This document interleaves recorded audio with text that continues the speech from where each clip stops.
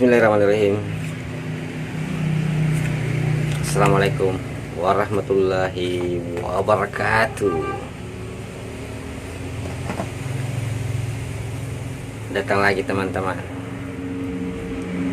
Acis putra sang ibu pertiwi, YouTuber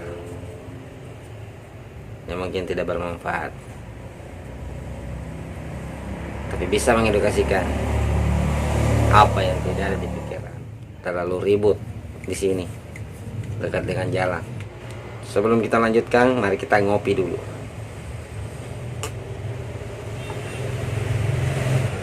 Yang ingin saya bahas kali ini teman-teman yaitu tentang calon presiden yang belum apa-apa sudah kisru, yang belum apa-apa sudah kacau. Kacaunya di mana teman-teman? Karena ada yang kecewa, ada yang bahagia.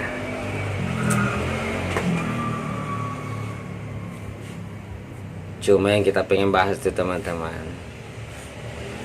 sekarang kita disuguhkan dengan tontonan yang tidak beretika. Oh, jadi kita tahu bahwa rupanya politik itu, partai itu seperti itu.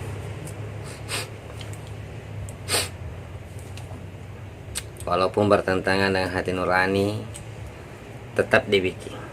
Dan kita selagi-lagi disuguhkan seakan-akan apa? Demi satu ambisi. Kalau istilahnya itu menghalalkan segala cara demi mencapai suatu tujuan. Tapi yang saya mau bahas ini yaitu meninggalkan seorang teman demi satu ambisi atau demi satu tujuan. Kita rela meninggalkan teman demi satu tujuan. Yang saya mau bahas cara meninggalkannya itu.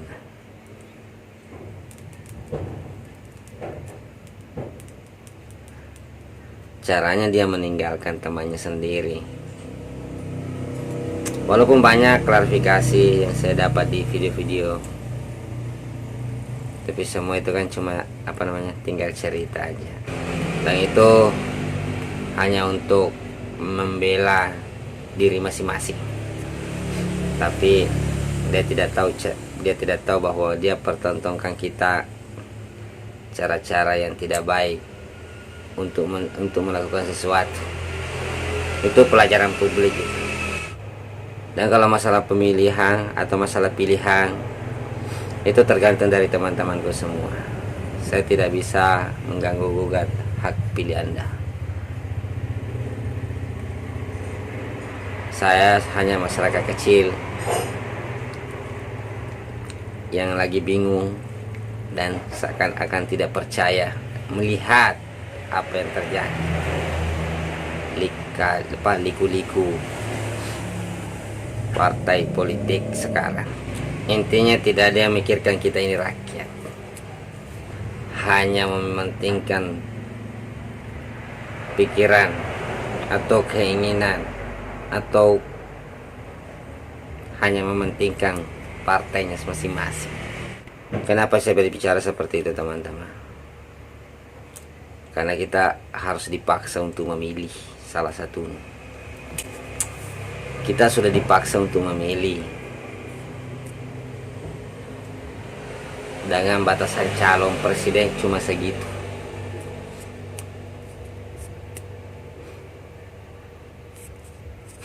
Coba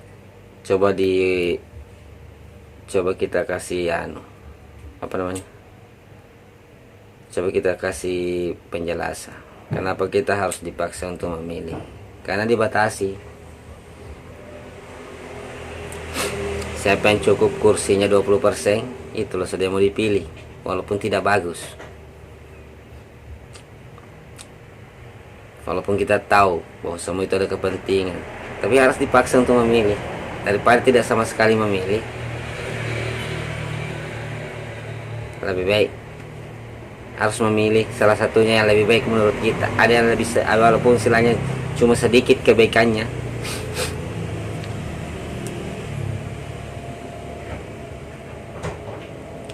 Coba setiap partai ada calonnya. Nah, enak kita memilih kan? Tidak pusing, tidak ada partai berkelahi, tidak ada partai untuk kepentingan masing-masing.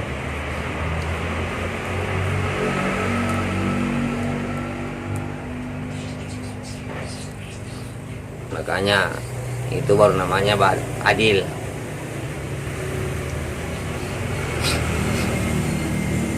Karena kasihan, ada orang pengen jadi cawapres, ada yang ini pengen capres, tapi tidak cukup kursinya, jadi tidak jadi lagi. Walaupun itu orang baik, tidak jadi lagi karena dibatasi.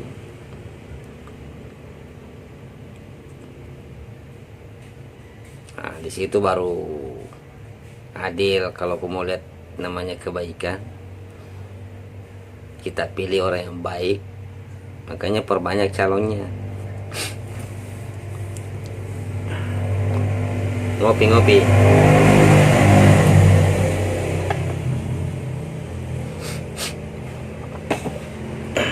Bukan begitu teman-teman, kita dipaksa untuk memilih.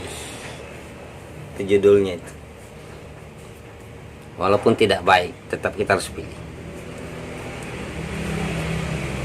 Kalau kemarin Demokrat disuruh mau pilih atau tidak, terserah.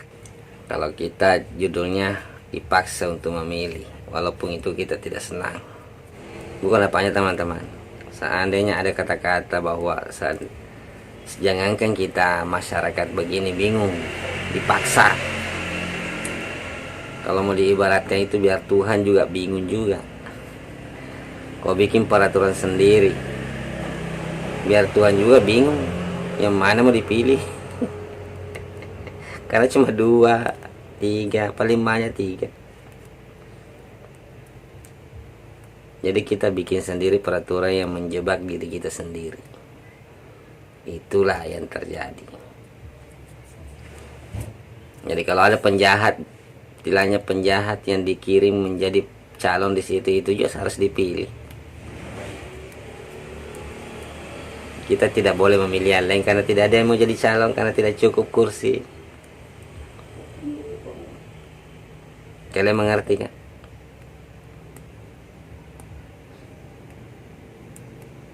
Itulah rekayasa.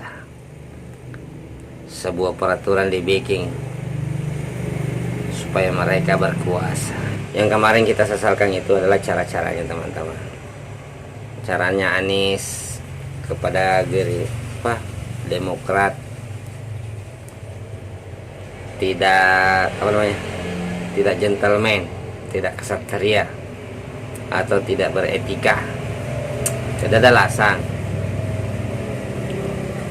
Kenapa? Namanya kita sudah berjanji sama seseorang. Namanya sudah ada di perjanjian. Kalau istilah kita orang Bugis Bone, ada nagau. Janji itu adalah utang.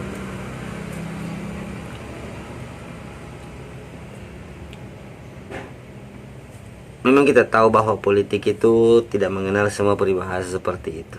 Namanya politik. Kalau politik bahasa Indonesianya bakal. Kalau kita bahasa Bugis dibilang apa dongo-dongo. Bukan begitu teman. Jadi jangan kau heran. Namanya juga orang bakal. Kalau bahasa Bugis apa dongo-dongo. Jadi sabar aja di dongo-dongo.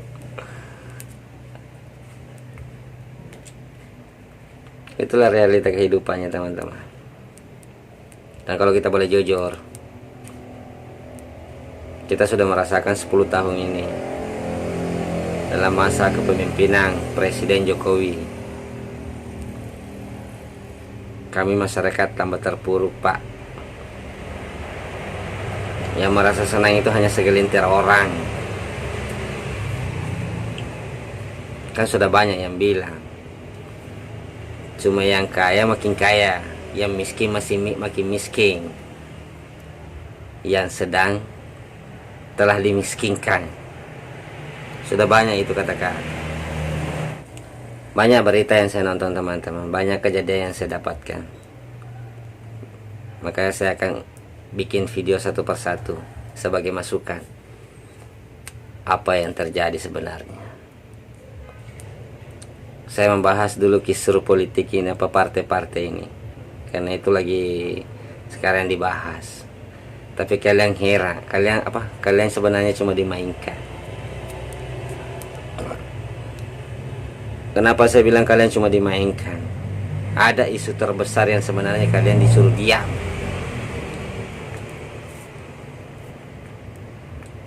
Kenapa dibikin kisruh, dibikin kacau-kacau balau ini keadaan?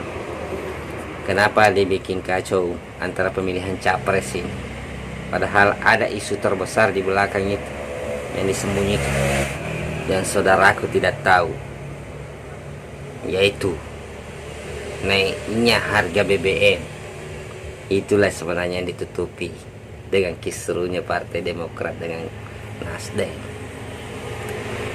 Tapi masalah BBM naik teman, nanti saya bikinkan video yang lain.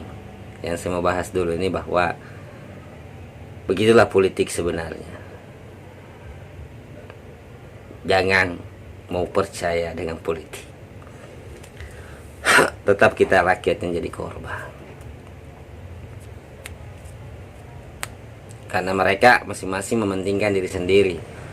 Apalagi kita baru-baru disuguhkan dengan cara-cara yang tidak baik, meninggalkan teman seperti itu. Itu kami masyarakat kecil menilai itu tidak beretika, tidak sopan santun. Walaupun bagaimana penjelasannya Anies apa begini-begini ke tim relawannya, tidak kami terima. Walaupun saya bukan pendukung Demokrat, tapi saya sebenarnya pendukungnya Anies. Saya salah satunya saya harus pilih nanti itu adalah Anies. Tapi saya melihat kemarin seakan-akan terikat dalam satu partai. Selesai. Babe Aldo saja bingung, apalagi saya. Iya. Babe Aldo itu YouTuber receh, dia bilang dirinya itu ya mengungkap sebuah kebenaran. Bingung, apalagi saya. Begitukah? Apakah tidak sama seperti sekarang? Seorang pemimpin yang disetir oleh partai. Itulah tanggapan saya teman-teman tentang kisruhnya Partai Demokrat dengan Nasdem, Koalisi Perubahan. Koalisi Perubahan hanyalah judul, sebuah slogan. Tapi alhamdulillah sudah bubar. Kita hanya masyarakat kecil bisa menjerit dan menderita saat mereka bersenang-senang di atas penderitaan rakyat. Rakyat dipajak, rakyat di apa? Kami tidak mengeluh, kami tidak berkomentar. Itulah resikonya jadi rakyat. Tapi tolonglah wahai para pemimpin, ingatlah kami. Kami adalah wargamu. Kami ini adalah masyarakatmu. Ingatlah kami. Jangan seenak perutnya wae merampok uang rakyat, memaksa rakyat untuk membayar ini itu. Jangan kau paksa kami, sedangkan kau tidak tahu bagaimana kehidupan kami di sini. Kalian hanya terima laporan baik-baik keadaan, tapi kau tidak tahu realita kehidupan kami yang hanya bisa bertahan hidup. Itulah suara hati kami. Kami sekarang hanya bisa bertahan hidup dengan realita kehidupan pembeli sepi seperti begini. Perekonomian tidak baik-baik saja. Itulah yang terjadi sebenarnya. Kalau cuma menerima laporan, menerima survei, yang disurvei orang kaya, semua bilang bagus. Ya tapi pedagang kecil seperti kita ini tidak pernah ada yang pergi tanya saya bagaimana, tidak ada. Saya bukan hanya mementingkan diri saya sendiri, saya hanya berpikir bagaimana saudara-saudara saya yang sederajat, selevel atau di bawah saya hidupnya, sedangkan saya saja ada usaha begini masih susah. Apalagi janganlah kalian berkelahi, karena kita sudah tahu semua Janganlah kalian para partai begini saling tikung menikung, saling berkhianat. Kita sebenarnya sudah tahu semua, cuma kita tidak mau ngomong. Kita diam itu bukan berarti kita tidak tahu bahwa kalian itu cuma bodoh-bodoh kita semua. Contohnya, kalian seenaknya mau kesini harga, tapi kau tidak pikirkan apa yang terjadi di bawah. Oke teman-teman, itulah yang saya bahas tentang polemik antara partai kemarin yang disuguhkan kita yang sangat tidak baik-baik saja. Semoga bermanfaat. Maaf kalau beribu, karena saya tinggal di pinggir jalan. Selalu ada suara motor dan mobil lewat. Jangan lupa di subscribe, like, share, komen. Oke, assalamualaikum warahmatullahi wabarakatuh.